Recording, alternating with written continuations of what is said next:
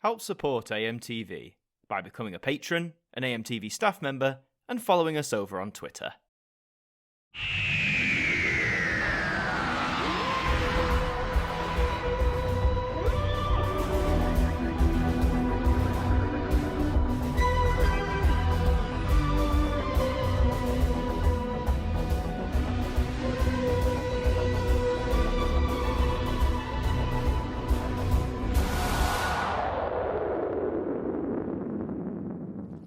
Hi there guys, it's Adam Martyn here, and welcome back to another video. This time I thought I'd do something I haven't really done properly on the channel like this. I'm going to do a tier list. I've done one in a live stream before, but not as a pre-recorded video. And a tier list of what, you'll be asking? Well, you've probably seen from the title, we're going to be doing a tier list on the Jodie Whittaker era of Doctor Who. So that's every televised episode that aired from 2018 all the way up until the present day.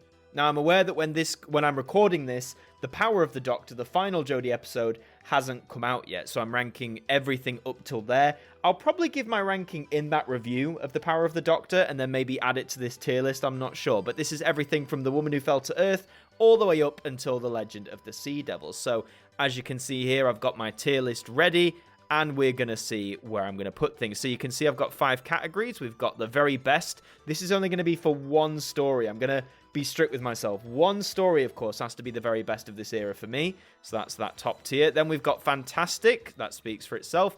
We've got decent, which, you know, okay or good, whatever, in the middle. We've got meh, stories where I was like, okay. And then a one-time watch. Stories that I only watched on broadcast, and I probably have no intention of rewatching again. Now, a few things to get out of the way. There are some episodes that I haven't seen since their broadcast or very close to it, like Series 11, for example. So my memory of this is a little bit hazy, so maybe in the future these opinions might change, who knows. And second of all, this is just my personal opinion. I'm not saying that you need to think like this. You'll have your own tier list. You'll probably put these episodes in a different order. This is just how I viewed them, what I think of them. So please don't get angry at me, okay? Please. Don't shout me down. This is just a bit of fun and just my thoughts. So let's get started, shall we? We'll start with the very first episode, The Woman Who Fell to Earth. Now, I personally thought this was a great opener for a new Doctor. I think the revivals handled like Doctor's first stories really, really well. I've enjoyed all of them to various degrees. So I think for me, The Woman Who Fell to Earth is going to go in the fantastic tier. Definitely. And then we've got the Ghost Monument. Now, I remember a lot of people had a problem with this at the time. They said it wasn't, like, very interesting or wasn't very engaging. And I can't remember a great deal about it. Where am I going to... Although I did like a lot. I liked a lot of the cinematography I remember in this one. Some of the lines I thought were quite cool. I think I'm going to put this... in the meh tier. Yeah, meh. Then we've got Rosa, which, of course, introduced Rosa Parks into the story. I love a good historical. History is a big passion of mine besides acting. And the Rosa Parks stuff I studied quite a lot because I did American Civil Rights as part of my A-levels in history. So to explore this era, I thought was a really neat concept and stuff. And I liked a lot of what it was going for. I liked a lot of the messaging. The villain could have been a bit better, perhaps. But no, I did really enjoy this one. I can't... do we go decent or do we go fantastic? I'm not quite sure. See, I got the song at the end, the Rise Up. I get the significance of it, but... I'm trying to think what's swaying me. I'm going to put it in fantastic because I remember at the time when I watched it, I really, really liked it. So big up there. Then we've got Arachnids in the UK. This is another Series 11 episode that gets a lot of like stick, a lot of memes, like, you know, Ryan luring the spiders with, you know, where do you know me from? Like with like rap music. I found that funny, to be honest. But yeah, I don't really remember much about this one, so it's going in the meh tier. Then we've got the Saranga Conundrum. This was lambasted at the time, and of course it has the Pating. The Pating's iconic. I've got to be honest, I didn't find this one as, like, bad or as offensive as other people seem to, so I think I'm going to put it in the decent tier. Just, that'll probably annoy some people. Then we've got Demons of the Punjab. I know this is instantly going in the fantastic tier. I loved this episode again. Another historical. We've got 1947, the time of the partition. Lots of great scenes in here. Lots of great acting from the mains and the guest cast as well. Yeah, really strong stuff. Just a disclaimer, by the way. For the top tier, the very best, I might not decide that as I go. I've got a feeling as I'm going through this, I'm going to rank it all and then decide which one goes as the very best. So we'll have to wait and see. Then we've got Kablam, which is Doctor Who goes to the Amazon warehouse. And again, a lot of people didn't like the messaging of this one. They thought it was a bit like wonky, a bit off. I thought it was all right. It was gonna go in the decent pile. You know, it was okay. Then the Witchfinders.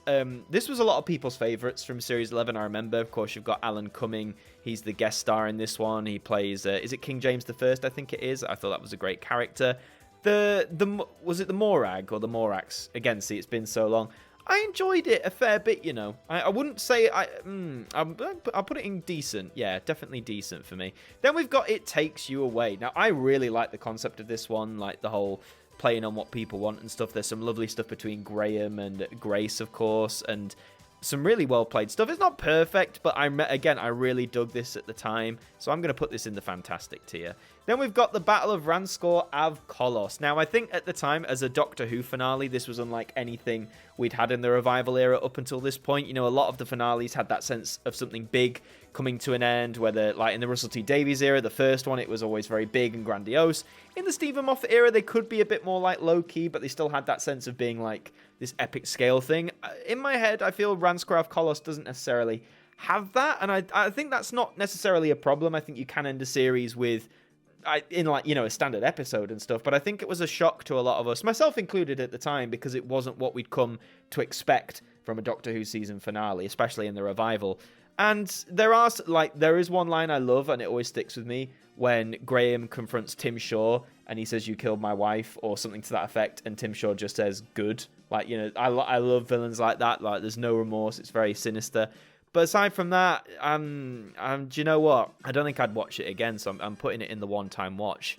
Sorry for fans of that. And then we've got Resolution, the first New Year's Day special. This, of course, had the Reconnaissance Dalek putting itself back together. Now, I liked a lot of the elements of, like, the Dalek pulling itself together from scrap and all that, and there was a lot of stuff with Ryan's dad, wasn't there? You've obviously got the Wi-Fi joke that's in there. That's been memed to death by everybody, I think, now. I don't really... I don't know. I'm going to put it in... Yeah, it's decent. Yeah, it's pretty decent. Then Spyfall Part 1, the Kickstarter to Series 12.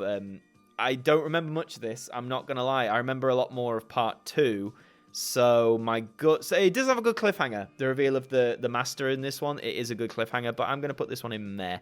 Spyfall Part 2, the resolution to it. Again, I feel like it, in hindsight, I can't remember what I said in my review at the time, but in hindsight, it's not one I'd really go back to, so I'm going to put that in there as well. I'm not going to put it in one-time watch, because I feel if I'm going to watch Part 1, I'd probably watch Part 2 as well. Then we have Orphan 55. Oh boy. Benny! Oh, Orphan 55, man. The environmental one. See, again, on broadcast, I didn't have, like, a massive issue with this one, as seemingly quite a lot of people did. I thought there was some cool concepts in there. I thought there was a lot of interesting stuff. Obviously, yes, the Benny stuff is very, very meme-worthy. I'm not going to skimp around that there. Would I watch it again? Oh, God, I'm sorry. No, I don't think I would watch it again. Just personally... Again, another disclaimer. Even if I'm putting them in one-time watch, this is not to say I think this is no fault on the actors or the creatives who make this stuff, because it takes a lot of time and a lot of damn talent to put it together. It's just it's personal preference. Would I watch it again, so to speak? Then we have Nikola Tesla's Night of Terror. Now, this I think was a fan favorite, or like one of them. You have the Skithra in there. Obviously, Nikola Tesla's in this with Edison. There's a lot of good banter around in this. I think I'm putting this in the decent. I don't know, it didn't quite reach fantastic for me, but it was pretty decent. Then we've got Fugitive of the Jadoon. So the Jadoon are back, Captain Jack gets a cameo, we're introduced to the Fugitive Doctor.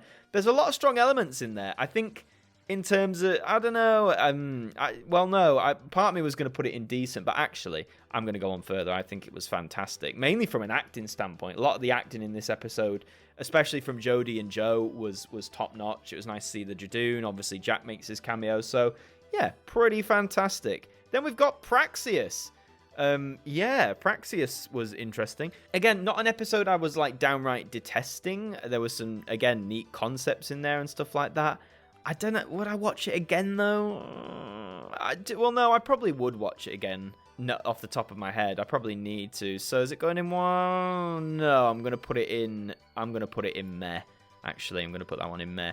Then we have Can You Hear Me? Which, again, was another sort of trippy episode. Really like the concept of this one, by the way. Really like the villain in this.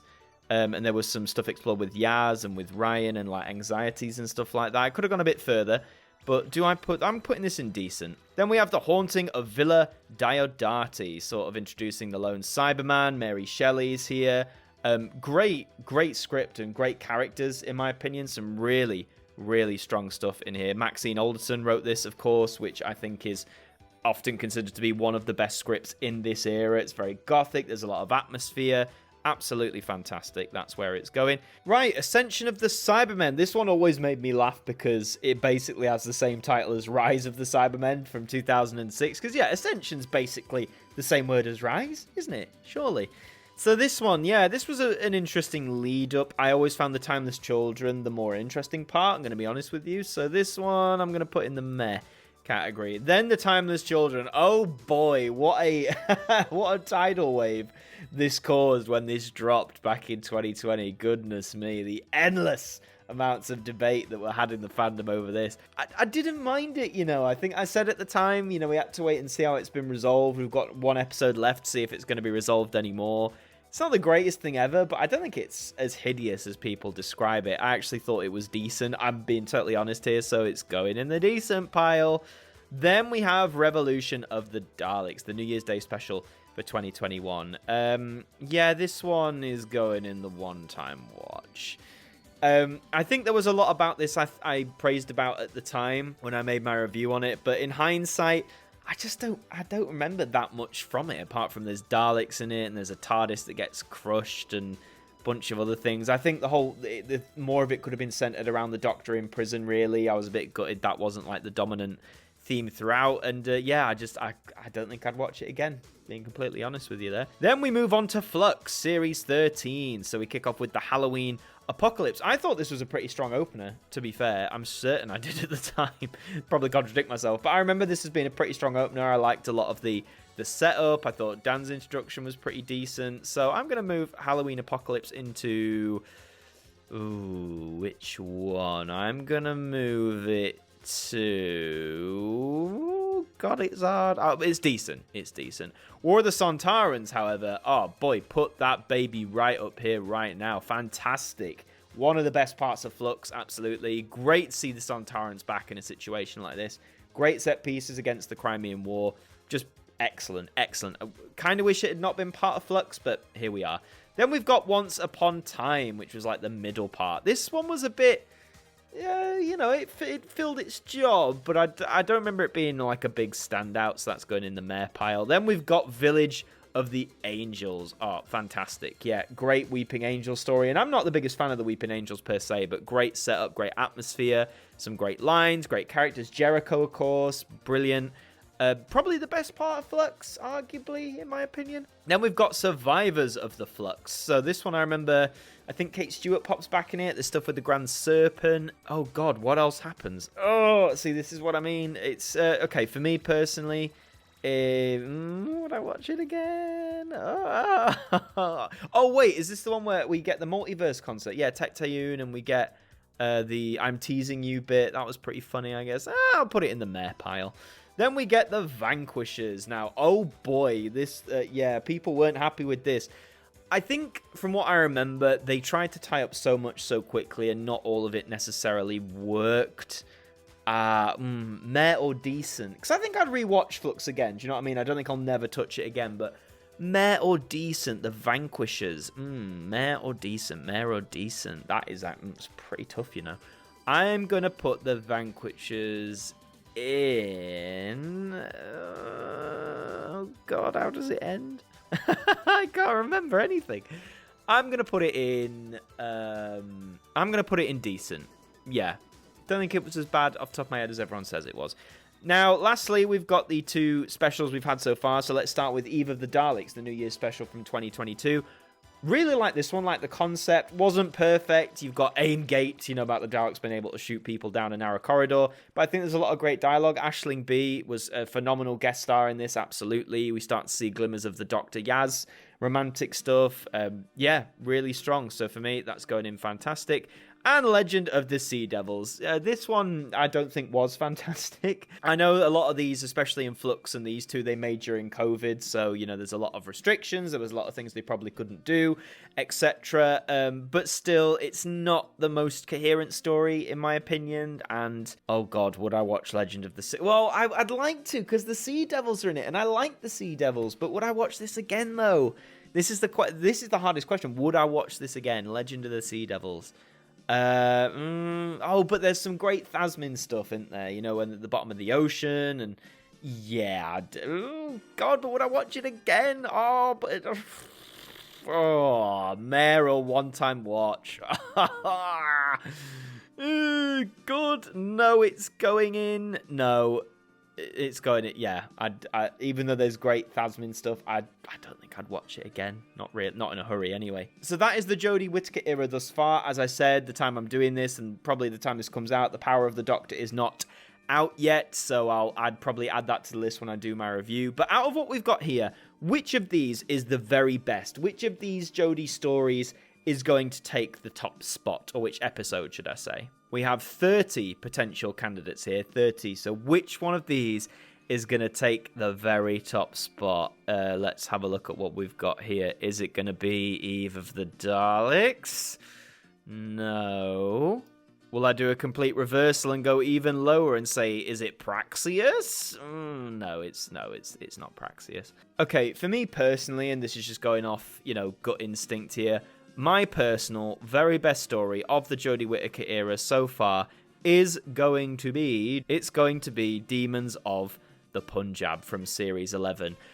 Again, when I watched this on broadcast, it was broadcast on Remembrance Day 2018 as well. It just felt like a very powerful episode. I liked a lot of the themes and the family conflict going on. I like how the TARDIS team got involved. I liked how it all sort of wrapped up, some of the concepts explored in it. It was just a very strong episode for me. I thought Vinay Patel, the writer behind this, did a superb job. I hope he does write some stuff for Ncuti Gatwa's Doctor as well. I'd love that. But yeah, for me, Demons of the Punjab currently is the best Jodie Whittaker episode of Doctor Who. For me, Power of the Doctor might usurp that. It's certainly got a lot in it, but we'll have to just wait and see. But that is my tier list, the shape of it at the minute. Let me know what you think. Do you sort of agree with what I've done here?